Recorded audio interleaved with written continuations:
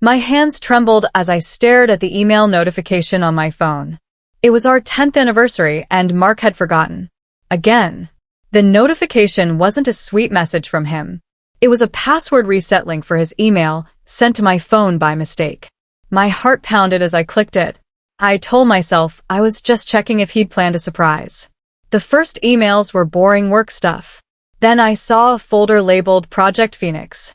I opened it. My blood turned cold. An email to his mother, Brenda, detailed everything.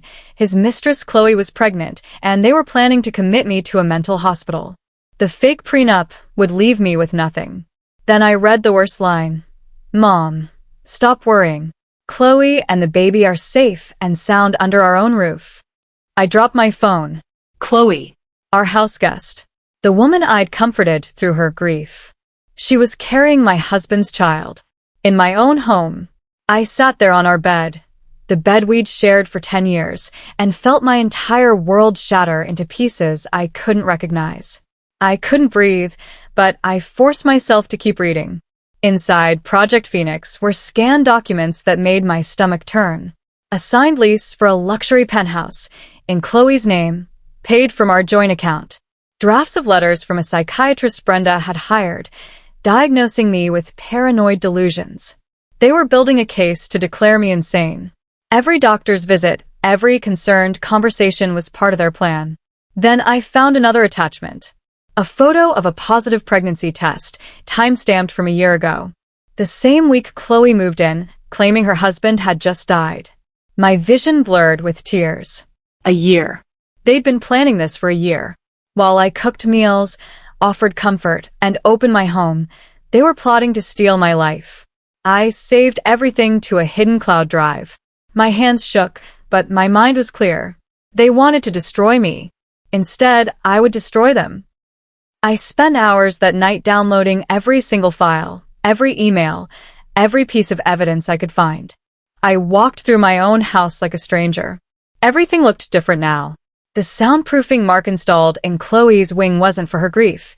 It was for secrecy. The special meals Brenda insisted on cooking weren't kindness. They were prenatal supplements. The locked door to Chloe's room wasn't about privacy. It was hiding evidence. I stood in the hallway, remembering all the times I'd felt like something was wrong. The whispered conversations that stopped when I entered. Mark's late nights became constant. Brenda's sudden interest in spending time at our house. Every kindness has been a weapon. Every smile had been a lie. I heard footsteps behind me. Chloe appeared, glowing and radiant, one hand on her rounded belly. She smiled warmly. Susan, would you like to feel the baby kick? She asked innocently. My stomach lurched. I forced a smile and nodded, placing my trembling hand on her stomach. I felt movement. His child. Inside her. In my home. The betrayal was so physical, so real, I thought I might collapse right there in the hallway. I excused myself and barely made it to the bathroom before vomiting. My whole body shook as I gripped the sink. How could they do this? How could Mark betray me like this? As I tried to compose myself, I heard voices in the hallway. Mark and Brenda were whispering. I pressed my ear to the door. Soon, we won't have to tiptoe around the barren one, Brenda said, her voice dripping with contempt. Barren. The word stabbed through me. We'd tried for years. I'd cried myself to sleep every month. And now I knew why Mark had stopped caring. He was getting a child from someone else. I splashed cold water on my face and looked in the mirror. The woman staring back was broken, shattered. But as I watched, something changed in her eyes. The pain hardened into steel. The tears dried into determination. They wanted to break me. They had no idea what they'd unleashed. The revenge would start now. I would become someone they never expected. Someone who could play their game better than they ever could. I became invisible in my own home. I smiled. I cooked. I pretended everything was normal. But every spare moment, I was gathering evidence. I downloaded every email from Mark's account onto my hidden cloud drive. I bought a cheap voice recorder online and hid it in the living room, tucked behind a photo frame. They never suspected quiet, kind Susan would fight back. That night, I lay in bed next to Mark, my body rigid as he snored peacefully. How could he sleep? How could he lie beside me, knowing what he'd done? The next morning, I retrieved the recorder. My hands shook as I pressed play. Mark's voice came through clearly. "I can't wait until this house is truly ours." Chloe laughed. "Your mother is brilliant. Susan won't know what hit her." My jaw clenched. I saved the audio file and hid the recorder again. Every conversation, every cruel word, I would capture it all. They thought I was their victim. I was building their prison one piece of evidence at a time. Each recording, each document was another brick in the wall that would eventually trap them completely. I found Diana Croft through an internet search, ruthless divorce attorney. Her reputation was terrifying. She destroyed powerful men who thought they were untouchable. Perfect. I called from a burner phone I'd bought with cash. Her office was sleek and cold. I laid out everything, the emails, the audio, the financial records. Diana listened, her sharp eyes gleaming with each new detail.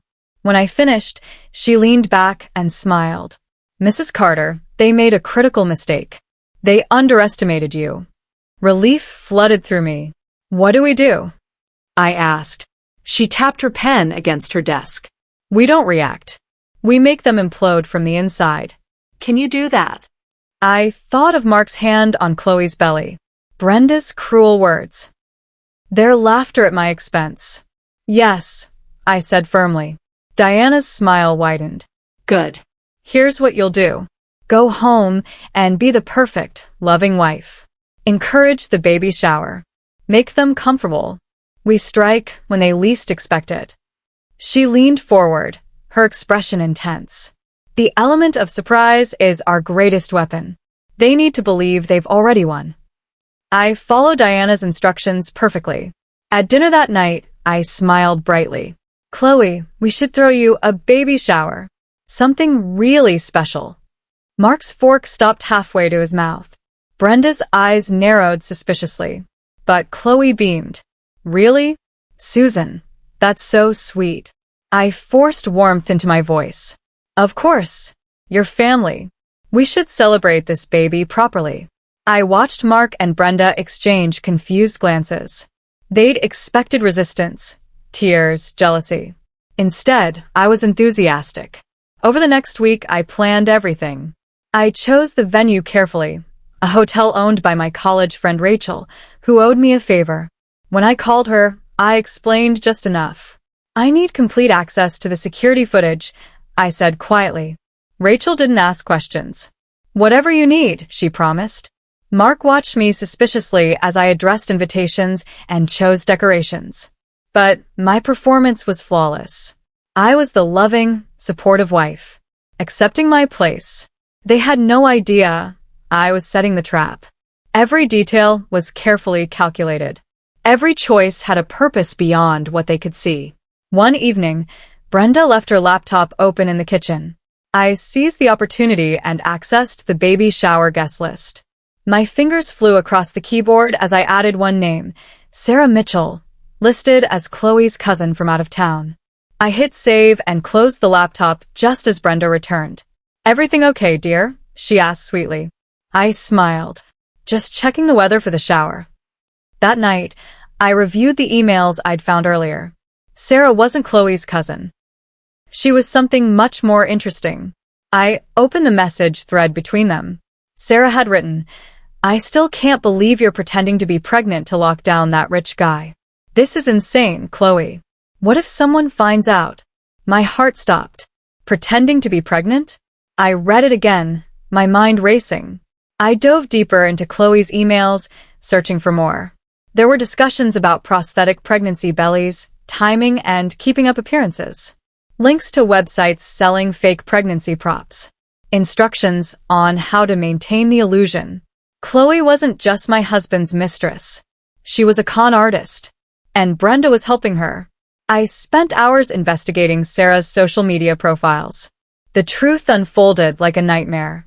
Chloe had never been married. Her deceased husband was actually an ex-boyfriend named Trevor who'd left her when he discovered she'd lied about being pregnant before, to trap him.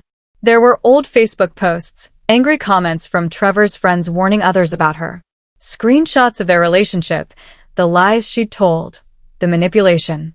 Chloe wasn't grieving. She was running a con. But why would Brenda help her? I dug into the financial records I'd downloaded. Large payments from Brenda's account to Chloe, labeled consulting fees, going back 18 months. Long before Chloe moved in. This wasn't just an affair. This was a conspiracy. They'd planned everything together. Brenda wanted me gone so badly, she'd hired a professional con artist to replace me. The fake pregnancy wasn't just about giving Mark a child. It was about having grounds to commit me, steal my home, and erase me completely. I saved everything. Every transaction. Every message. Every lie. Diana needed to see this immediately. The scope of their betrayal was bigger than I'd imagined. Diana's office felt like a war room as we spread out the new evidence. "This changes everything," she said, her eyes gleaming. "We're not just dealing with adultery. This is fraud, conspiracy, possibly extortion." She started making calls to forensic accountants and private investigators. Meanwhile, she gave me new instructions. "Separate your finances." Quietly. I'd inherited money from my grandmother, money Mark never touched because it predated our marriage. I also had revenue from art sales over the years, pieces I'd sold but never thought much about. Diana helped me move everything into a new, secure account under my maiden name. As we reviewed our joint account, I felt sick. Mark had been siphoning money for months. 50,000 here, 20,000 there, all going to the penthouse. Furniture, designer baby clothes, a nursery fit for royalty. He was building a life with her using our money. Every stolen dollar was documented. Every transaction recorded. He'd left a perfect paper trail of his betrayal. Diana made copies of everything, organizing the evidence into categories that would be devastating in court. I came home with a brilliant idea. "Mark, remember my friend Jessica? She's a photographer now, and she wants to feature our home in a lifestyle magazine. A piece about blended family living and modern households." Mark's eyes lit up. He loved attention and prestige. Brenda practically glowed at the thought of being in a magazine. "That sounds wonderful," she gushed. I smiled. "Jessica will come next Tuesday to take photos and do some preliminary interviews." Jessica wasn't a magazine photographer. She was a private investigator Diana had hired. For 3 hours, she documented everything. The lavish furniture in Chloe's wing versus my modest bedroom. The designer maternity clothes in Chloe's closet. The nursery that cost more than some people's cars. She photographed bank statements I'd left strategically visible and recorded conversations as she interviewed Mark about his vision for the family. As she left, Jessica slipped me a note. "I got the audio you needed." I tucked it into my pocket, my heart racing with triumph. They'd just handed me everything. They'd been so eager to show off, so confident in their victory, that they'd never suspected a thing. That night, I locked myself in my studio and listened to Jessica's recordings. My hands shook as I plugged in the earbuds. The audio was crystal clear. Brenda and Chloe, sitting in the living room, discussing their plan with casual cruelty. "Once she has her breakdown at the shower, we'll have the doctor on standby," Brenda said. "Mark will sign the commitment papers, and she'll be out of our lives." Chloe laughed. "And the best part is, everyone will feel so sorry for the poor, pregnant mistress living in this difficult situation." My vision blurred with tears of rage. They were going to have me committed at the baby shower. In front of everyone. Public humiliation before locking me away. I forced myself to keep listening. They discussed the timeline, the psychiatrist's role, even which facility they'd chosen. Everything was recorded. Every detail of their conspiracy is captured in their own words. I sent the file to Diana immediately. Her response came seconds later. "We've got them." I leaned back in my chair, my body shaking. Not with fear, with power. With the certainty that justice would be served and they would pay for everything they'd done to me. The day of the baby shower arrived. I wore a soft blue dress and styled my hair carefully. I was the picture of graceful hospitality. The hotel ballroom looked beautiful, Pastel decorations, elegant flower arrangements, tables laden with gifts. Guests arrived, mostly Brenda's society friends and a few of Mark's colleagues. I greeted everyone warmly, playing my role perfectly. Then Sarah walked in. I watched Chloe's face drain of color. She rushed over, and they moved to a corner. I couldn't hear their whispered conversation, but I didn't need to. Rachel had positioned security cameras perfectly, and I'd hired Marcus, a videographer friend, to capture everything under the guise of making a memory video. He caught every moment. Sarah's disgusted expression. Chloe's desperate whispers. The fear in Chloe's eyes. After 20 minutes, Sarah stood abruptly. "I can't be part of this," she said loudly enough for nearby guests to hear. She stormed out. Curious murmurs rippled through the room. Chloe tried to smile, but her hands trembled.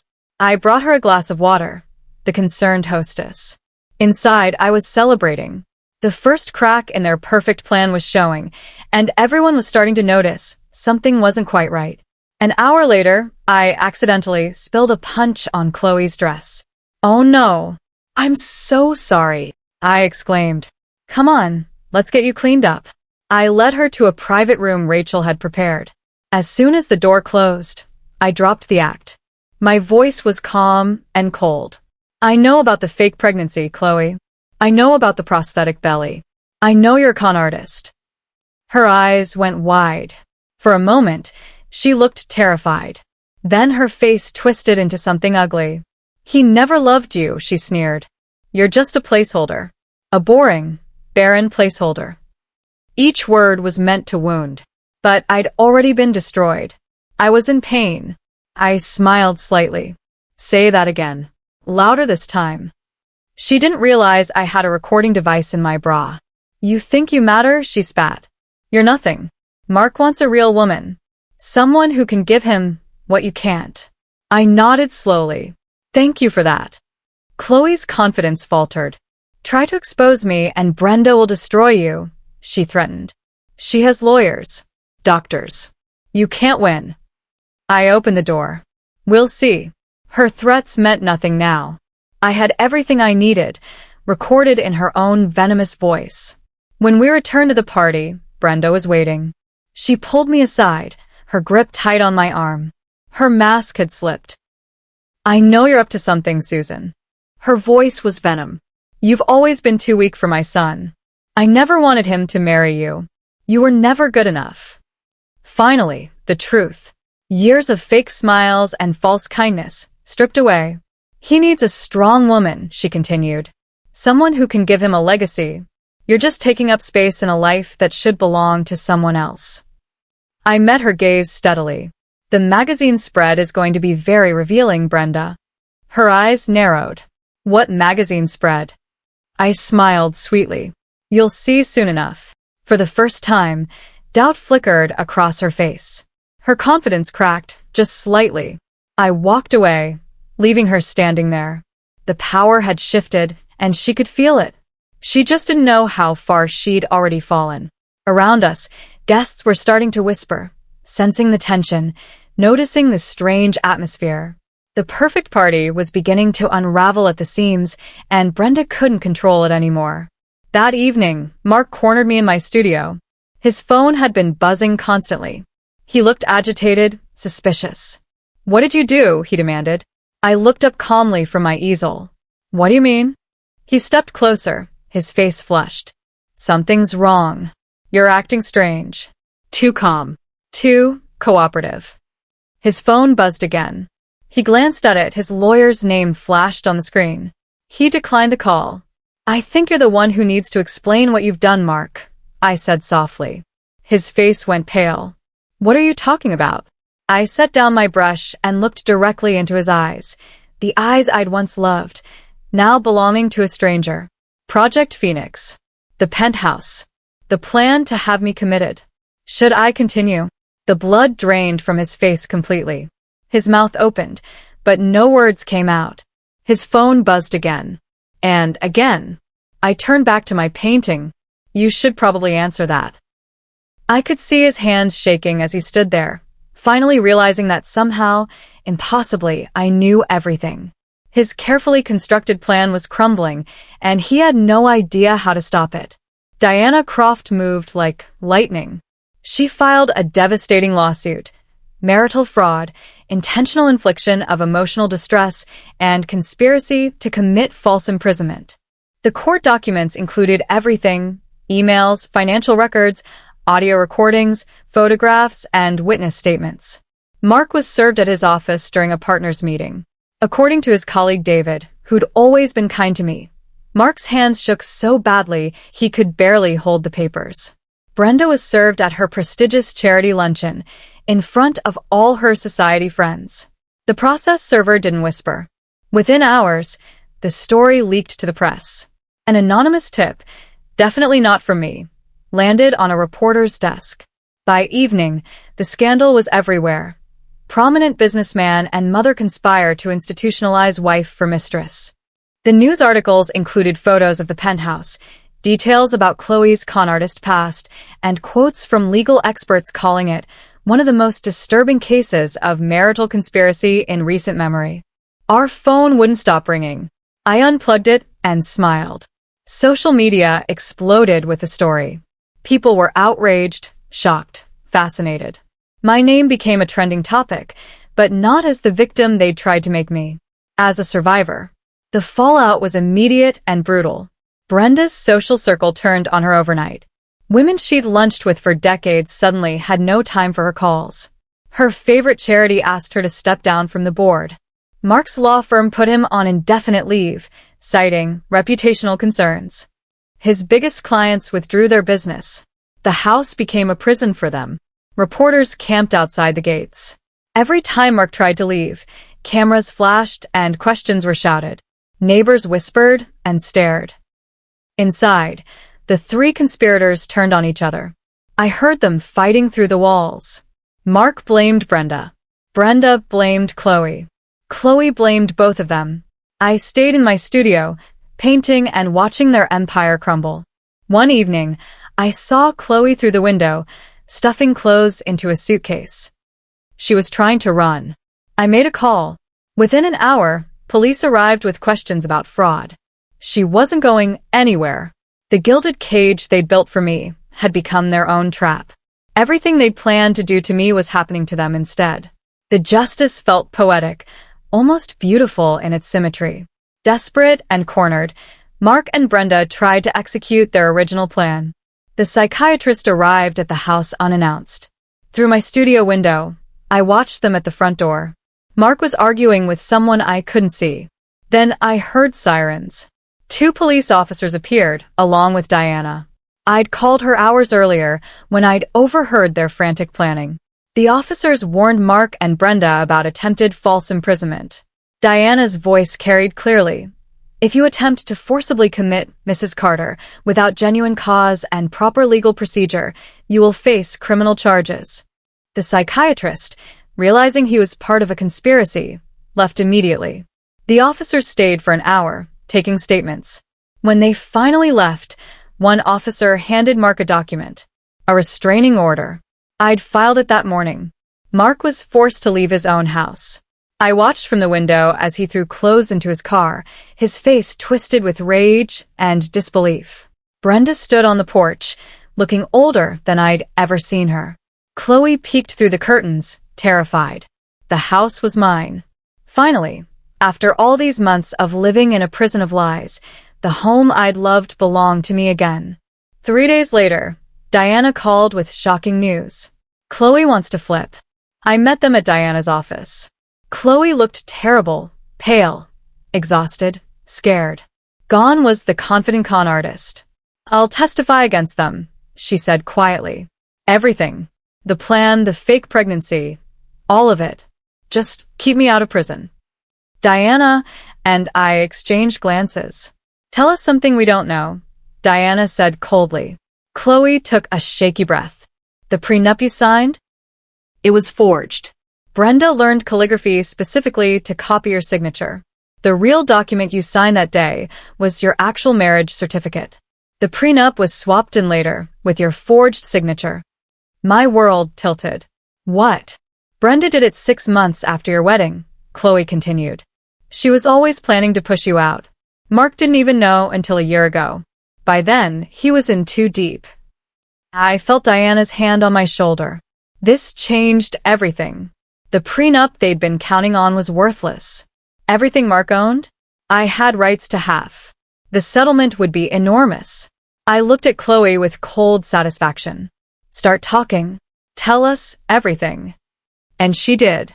For 3 hours, she detailed every lie, every manipulation, every carefully planned step of their conspiracy. I channeled all my pain into my art. For weeks, I barely slept. I painted enormous canvases, dark, swirling images of betrayal, confinement, and rebirth. The collection took over my studio. I called it The Wife in the Attic. The centerpiece was a triptych. The first panel showed a woman trapped behind bars made of wedding rings. The second showed her discovering a key hidden in her own heart. The third showed her standing in sunlight, free, while the bars melted behind her. Word of my work spread through the local art community. Then Alexandra Chin, director of the city's most prestigious gallery, called.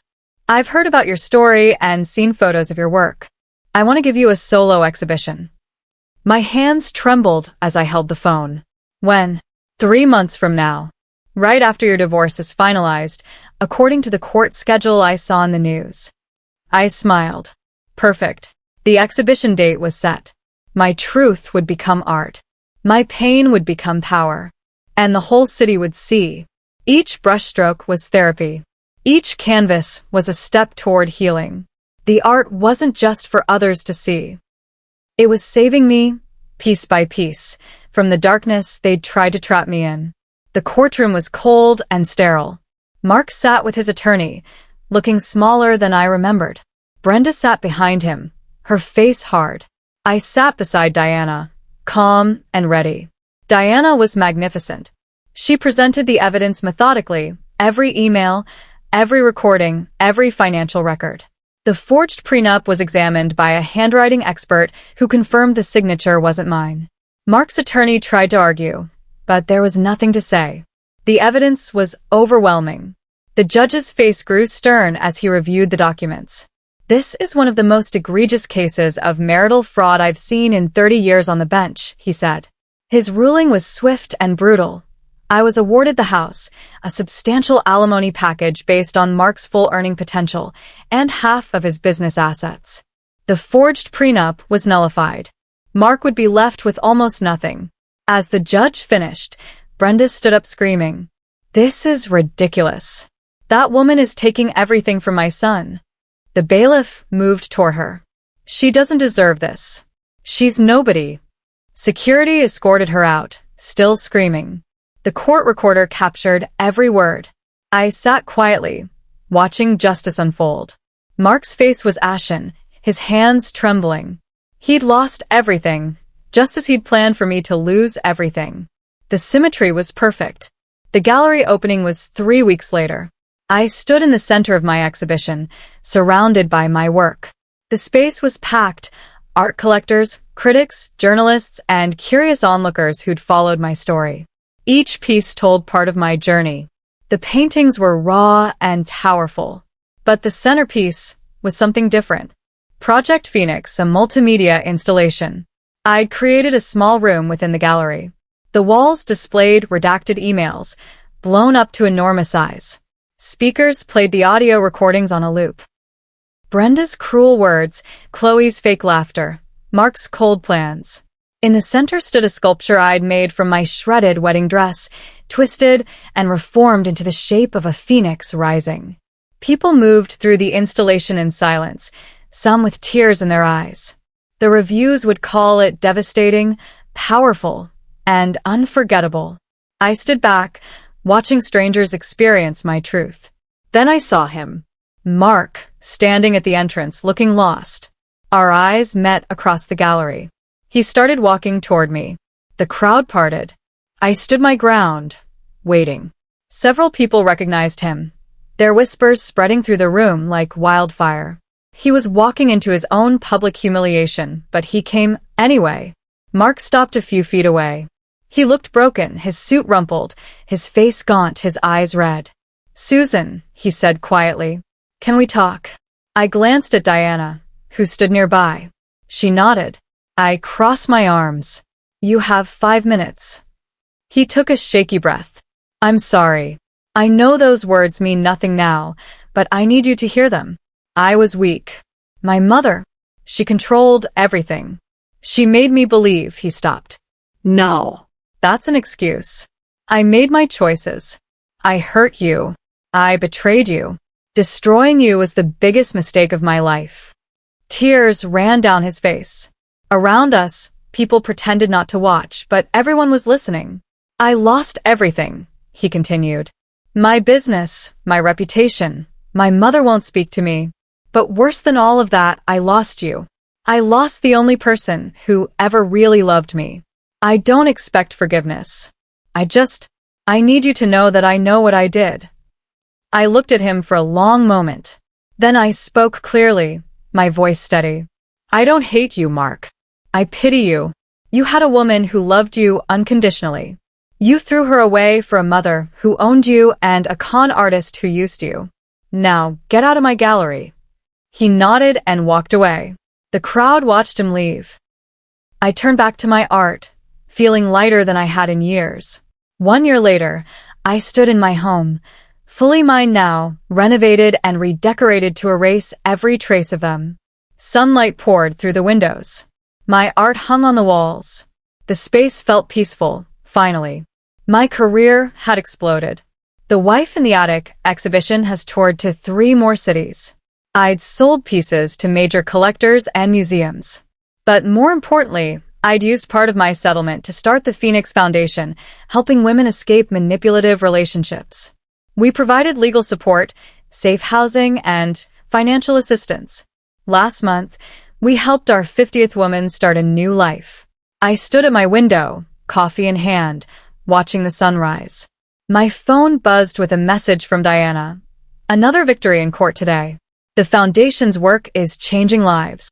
I smiled. Mark was somewhere, broke and alone, living with the consequences of his choices. Brenda was persona non grata in her social circles, her reputation destroyed beyond repair.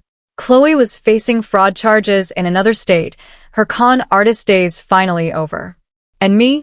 I was free, happy, thriving, creating art that mattered, helping women who needed it, living a life of purpose and peace. The key wasn't burning down their house. It was building a better one on the ashes of their lives. And from up here, with the morning sun warming my face and my future stretching bright before me, the view was absolutely perfect.